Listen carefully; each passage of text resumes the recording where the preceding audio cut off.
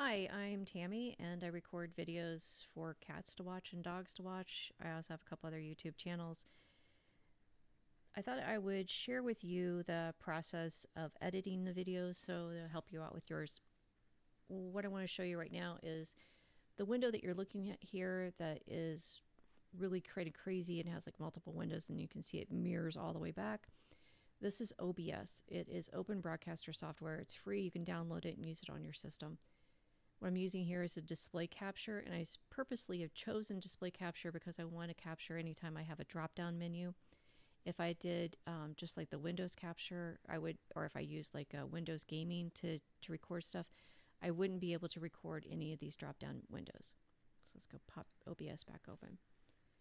Then of course I need to test my microphone. So this is where the mic is at. I can test to make sure that it's picking me up just fine. So display capture, you can see when I go on it, it shows me where the display is. And you want to make sure if you're doing the display capture and you want the whole screen, as I found out the hard way, you make sure it's sized right and it's actually sized to your whole screen. I had it blown out earlier, and what happened was I didn't capture any of the stuff that was below this bar. And that was kind of the stuff I was showing in the video, so that was fun. I'm going to talk about here is how to actually go in and edit a video. Like I said, these are videos for cats and dogs to watch. I have this area set outside, and I live in a fairly metro area, so it's kind of hard to capture video with decent sound. So I do go in and I edit the sound to make sure I don't have cars and stuff like that in the background, or planes, because we had a lot of planes. When I'm editing, I'm looking for any movement from the little critters, and then I'm using this to edit it. This is this thing I'm moving around here, my cursor here. This is the cutting tool. It's a little razor blade. And if I want to go to the arrow tool, I could go over here and click on arrow, or I could just hit the V button or V key and I get that. So C, whoops, that is a timeline. Anyways, I could hit C for cutting or V for arrow. And what I just did there was, this is if I want to export a section. So this is a particular selection. It's an in source, which would be an I, and an out source, which would be an O on the keyboard. And then you can also move it. And the cool thing about it is if you're moving it, if you watch over here, you can make it a certain length. So say, for example, you've got a video and you want to change it every 7 seconds so you keep people's attention, if that's what you're going for. You could set it for 7 seconds and then just move this along. Sorry, let me trigger that. Move this along your timeline and make sure you had changes every 7 seconds. So it makes it a little bit easier. So we're just going to get rid of that right now because we don't need it. And then we've got this section of video, the bright pink one we're going to edit. And we're looking for the chipmunk. We can see him up there. He's on the little ledge eating. And there's a little bird that just landed, a little finch, and it looks like there's a nuthatch. So I'm going to see if I can roll that down. Yep, just a little bit. So this is actually blown up because I had to adjust it. We'll see in the next video here. All right, so he's gone. It looks like I don't have anything else going on. So what I'm going to do is hit the C. Whoops, I keep hitting the wrong one. I'm going to hit C, and I'm just going to give it a little cut. You hear the sound in the background? That is my clock. If you don't hear the sound in the background, I'm not crazy. There is a clock making a lot of noise in the background. It's like a little song that it sings. It's pretty cute.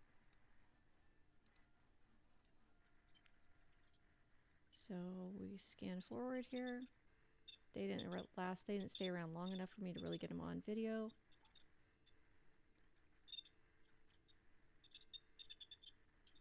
Somebody making a ton of racket back there. And since there's a lot going on, let's hear it. Oh. Okay, what I'm going to do is I'm going to unlink this, and I'm going to clear that.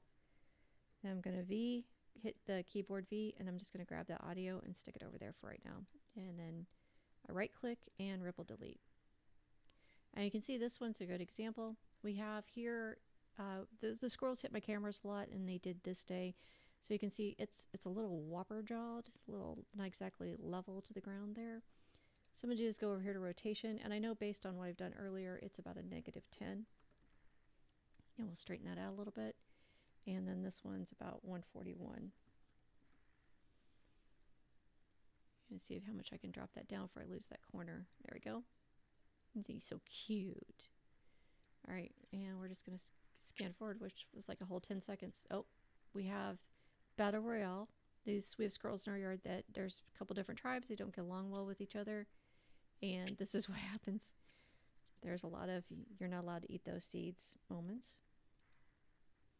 I think they spend more energy fighting about the seeds than actually what they get out of the seeds.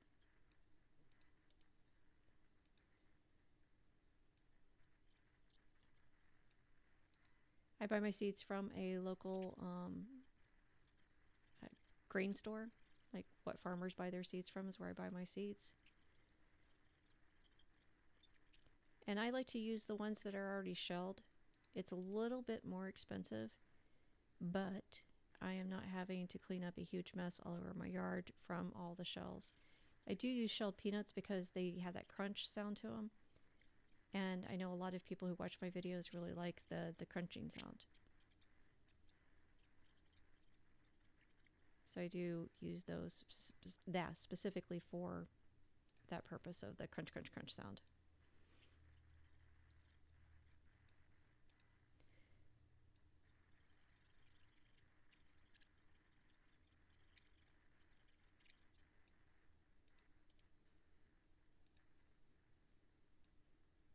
I run the cameras almost every day.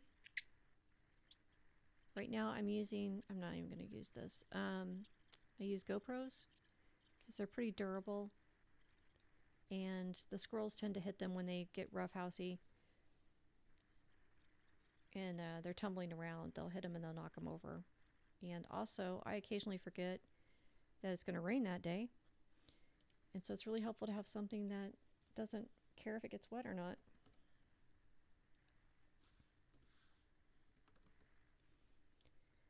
It goes a little bit faster when you know what your numbers are, if you're making changes and stuff like that, and you just type in the numbers.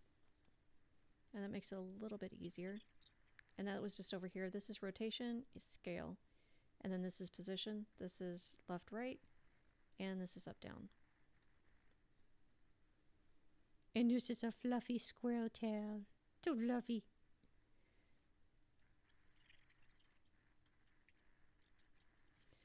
Some of the squirrels are pretty tolerant of the chipmunks, and other squirrels do not tolerate the chipmunks at all and will run them off.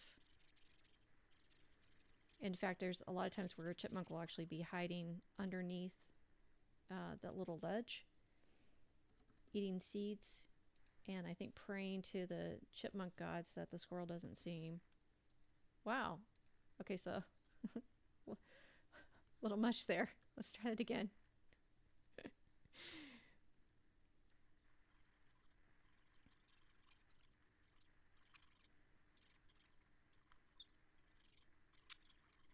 I got monetized after about, I think it was 7 months of posting on a consistent basis and posting shorts. I was able to get the channel monetized.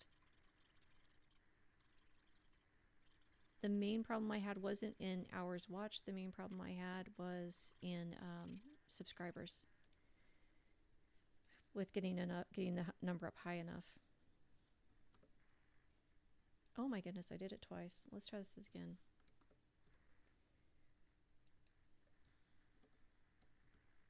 All right.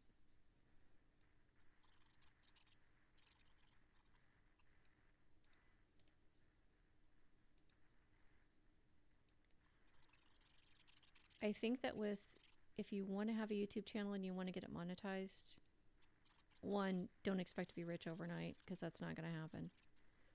And two, you need to be consistent. And it takes a lot of work to have that consistency and to do all the editing that needs to be done and putting stuff out there.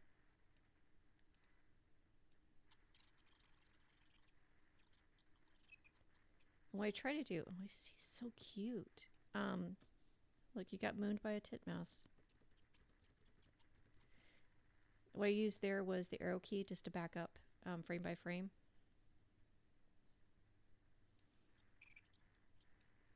I try to learn some new technique.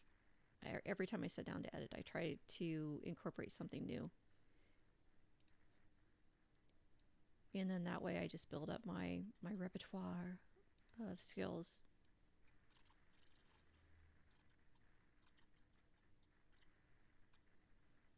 And I watch a lot of YouTube videos of other, I watch videos to see like how other people did it, what they have going on in their videos.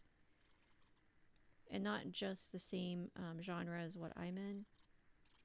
Watch outside that, because you never know where you're going to get an idea from. And the big thing, if you do have an idea, you need to write it down or act on it immediately. So I'm going to edit the audio in this one. We're going to go in, we're going to right click on it and go up to edit clip in Adobe Audition. And we get this that shows up. And if we listen to it, there's a ton of background noise. And go in, we're going to just catch a slice of that. Go up to Effects, go to Noise Reduction, Capture Noise Print. Doop. Now we've got the noise print for this. Oh, the noise print. We got the noise print. You can play it and hear what it sounds like. Oh, so cute, little birdie. All right, go back over here. Get some bird calls right there. All right. Now we're going to bump this up a little bit because we could...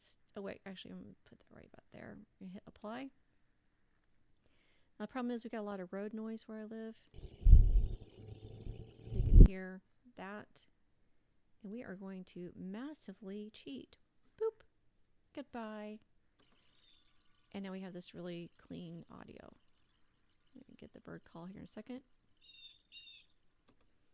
You can hear the leaves. You hear the crunching sound.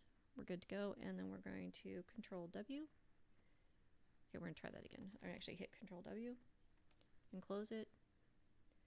And then I got to close this one too. All right.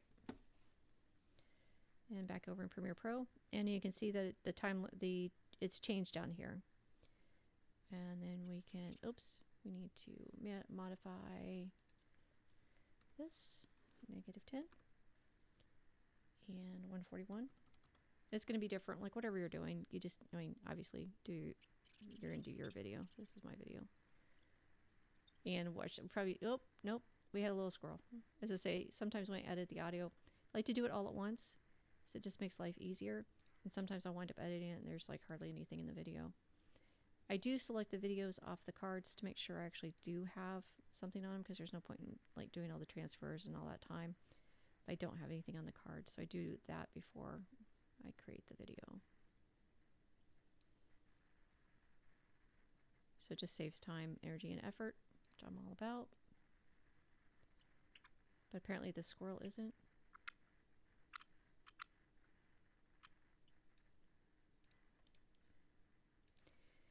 And I know I could do the Q key, but right now I'd have to look down and figure out where that's at. And I don't want to. So we'll do it on this one. So if I do the Q key, boop, it'll automatically ripple delete.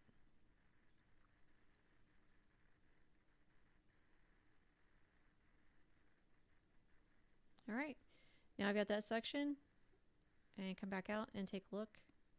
Here I have, let's run do an in and then an out. And if I'm wondering like how much time this is, rather than like trying to figure it out, I just select it, and I have 47 minutes and 47 minutes and 35 seconds and 13 frames. This is with over 4 hours of video shot. That's what you get out of it. It's a pretty low ratio depending on the day. I got lucky this day because it was really cold out, and it was one of the first cold snaps of the season, so everybody was hungry. So I got a fair amount of video off that 4 hours.